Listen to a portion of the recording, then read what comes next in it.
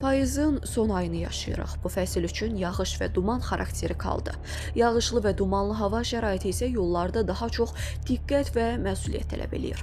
Hazırda paytaxtda eləcə də respublikanın ayrı-ayrı bölgələrində yağışlı və çiskinli hava, bəzi yol sahələrində isə duman müşahidə olunur. Belə şəraitdə görmə məsafəsinin azalması və yol örtüyünün sürüşkən olması nəqliyyat vasitələrinin hərəkətini çətinləşdirir, qəza ehtimalını artırır.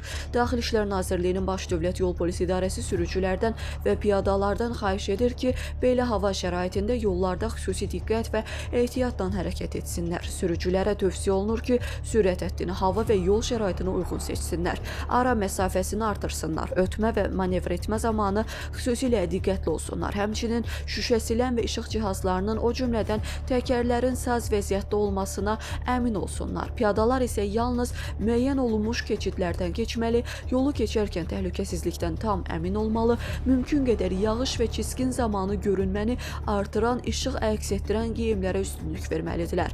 Baş Dövlət Yol Polisi İdarəsi bir daha xatırladır ki, hava şəraitindən asılı olmayaraq diqqət və məsuliyyət hər bir hərəkət iştirakçısının təhlükəsizliyinin əsas təminatıdır.